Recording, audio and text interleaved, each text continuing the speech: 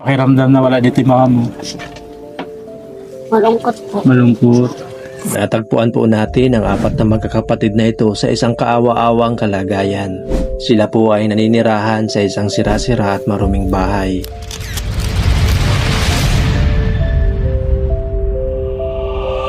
Iniwan kasi sila ng kanilang mga magulang. Kaya sa kabila ng murang edad, si Jade Mark na 16 na taong gulang ang tumayong padre di pamilya. Araw-araw po siyang umiigib ng tubig na ang kabayaran ay pinambibili niya ng pagkain para sa kanyang mga kapatid. Kaming mga batang matatag. Pero dahil sa malasakit niyo mga kawild, narito tayo ngayon upang magsimula ng bagong pag-asa. Gagawa tayo ng bagong bahay para sa kanila. Gusto nating ipadama sa kanila na kahit iniwan sila, hindi natin sila pinabayaan. Salamat po pala kay Sir Bam Loribab. Salamat po sa inyong kabutihan. Napakabuti po ninyo. Ito po palang pabahay na ito ay doon sa inyong 4 na bata na iniwan ng kalamang magulang sa kanilang lula. Na tanging paggawa lamang ng walis ang trabaho ng lula para mabuhay niyo yung 4 na bata. Maraming salamat po sa inyo mga followers and viewers po namin sa patuloy niyong pagsuporta. Samahan niyo po kami hanggang sa matapos ang ating project ngayon. Tindi lang talaga ngayon ang init. Grabe, sobra. Standard yan na 1/4 yung kapal ng ating plywood. Yung magandang klase pala yan ng plywood. Ang gagamitin natin pandingding para mas matagal ang serbisyo.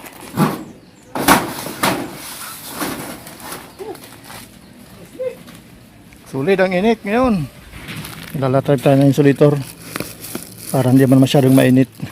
Para sa mga batang iniwan at niniyakan, si Jude ang nagdisenyo ng plano't pangarap. Hawak niyang papel na puno ng liwanag. Si Joe ang nagsukat ng bawat pulgada. Sinisigurado niyang tama bawat hakbang at gawa. Si Buds ang nagmamartelyo sa bawat pako, kasama ang tibok ng puso sa bawat pagtagpo. Bahay na binuo ng pag-asa at ligaya, ang bawat pintig ng martilyo't lagari ay himig ng pagmamahal sa bagong sandali.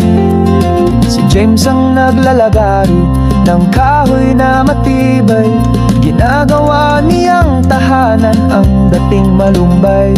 Si Jay ang nagpipintura ng pader na kulay, nagbibigay buhay sa dingding ng mga pangarap. Si Jazz ang nagkamera ng bawat sandali, uli sa lente ang ngiti, ligaya sa labi. Ang aming pagsisikap ay alay sa kanila, mga batang iniwan ngunit di na mag-isa.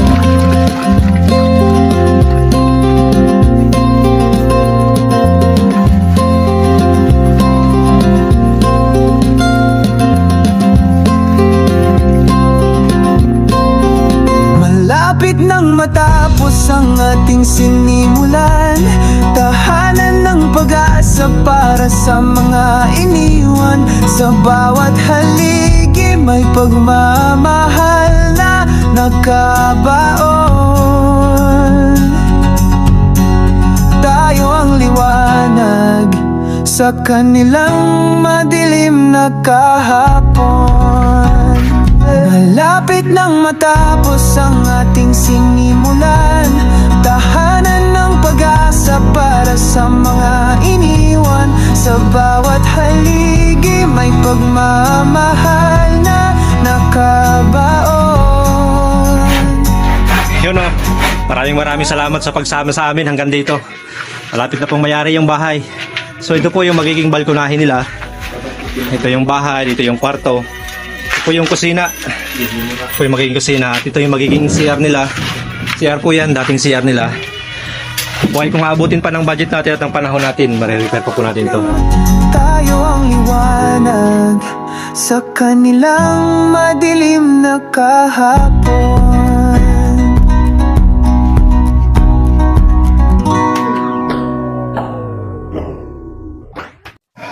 Finally, tapos na yung bahay mga kawild. Mamimili din po tayo ng mga gamit nila sa bahay para titira na lang sila, hindi ba?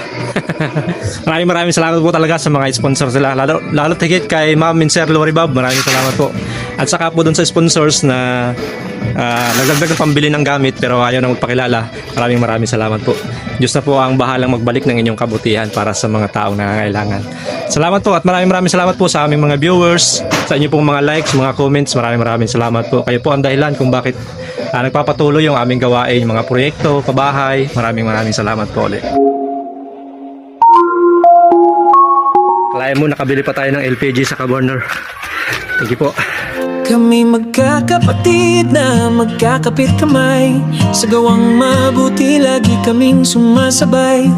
Joe, Just, Jay, Jude, badsat kami, paglingap sa kapwa, ito ang aming layunin.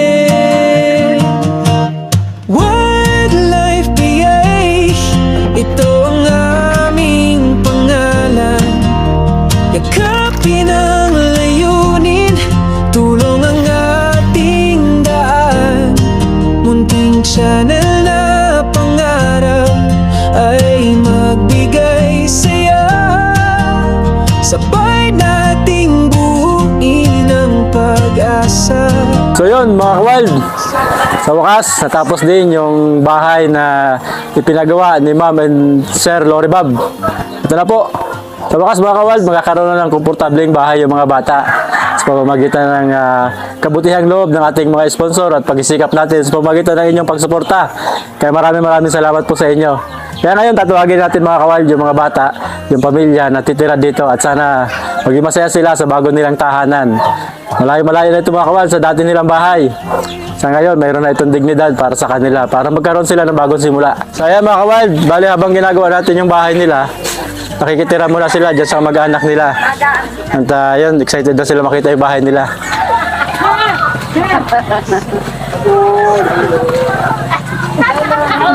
So ito na po yung bahay nyo. Halika, tingnan na yung bahay nyo. O, sino magbubukas? Ikaw, Kanchi, Joko. Joko magbubukas. Sige. Halika, dali. Sa harap ng araw, Sabay-sabay kayo papasok. tila may himala. Dingding ng kahapon, ngayon'y nakabunga. Isang bagong tahanan, sa puso'y may tuwa. Di man perpekto, ito'y aming paraiso na. Salamat sa inyong lahat, sa inyong Ayan mga kawan, napakasaya ni Lola. Naluha siya sa bahay na pinagawa natin mga sponsor. At siyempre dito sa mga gamit, sigurado ako nadaman niya yung malaking pagkakaiba ng dati niyang bahay sa bahay niya ngayon.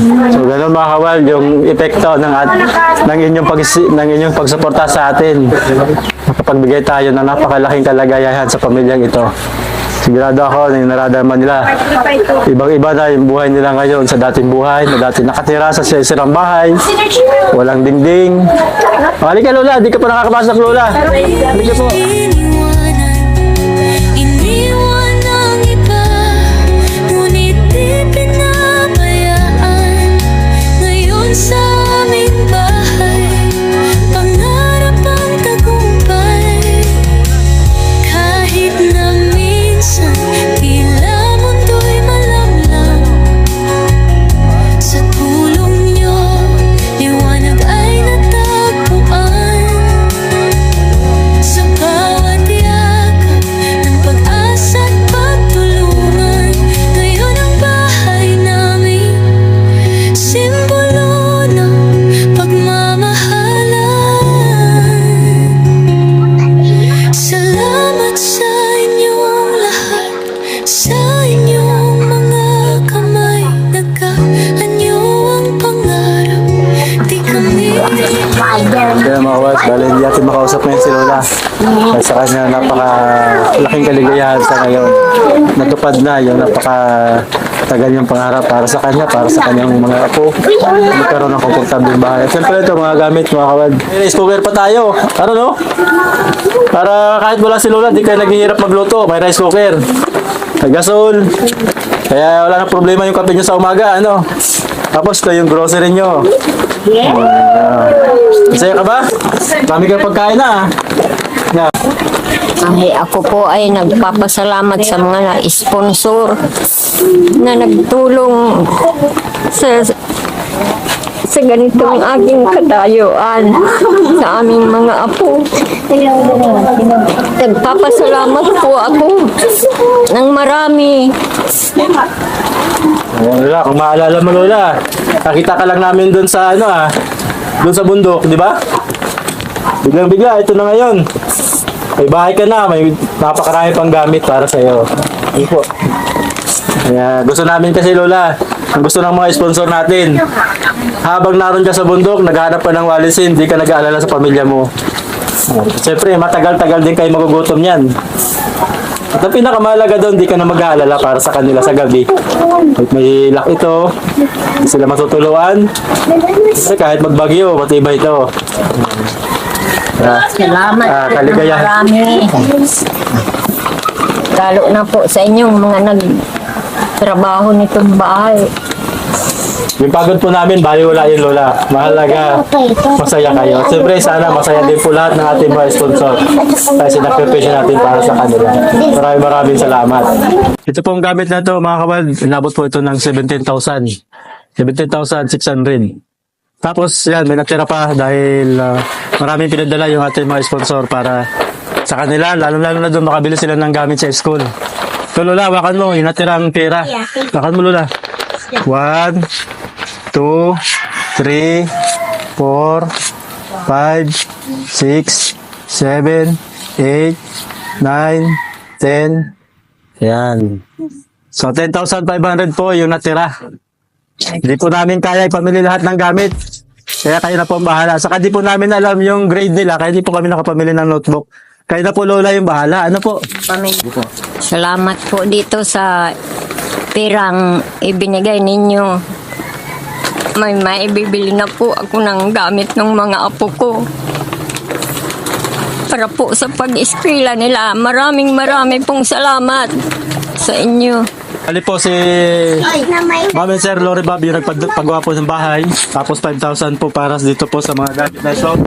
Para sa, yan.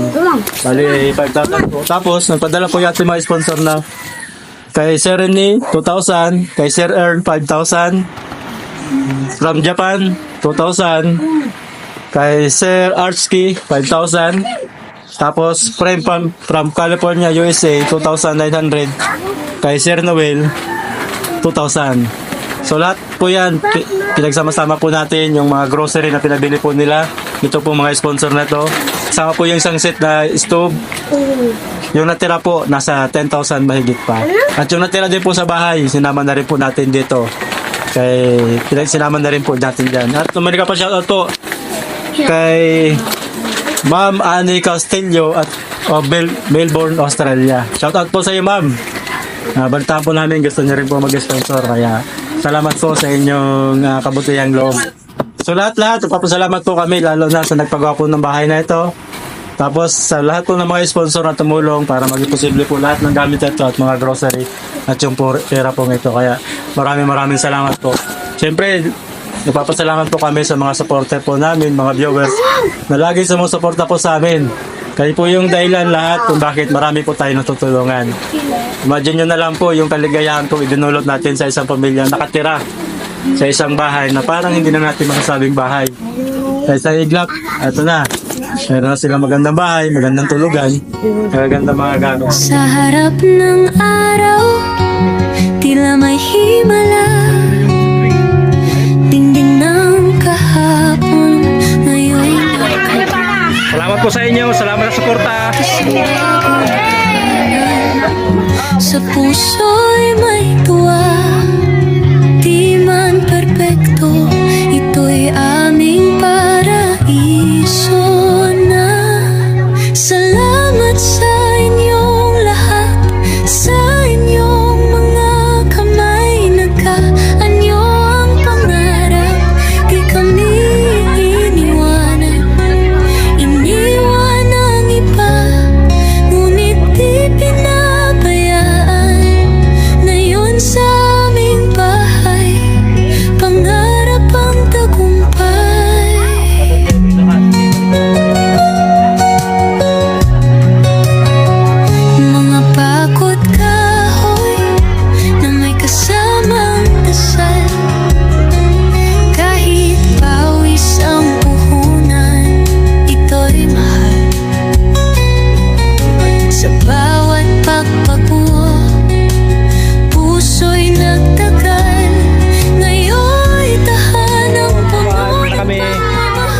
Thanks again mga kawan.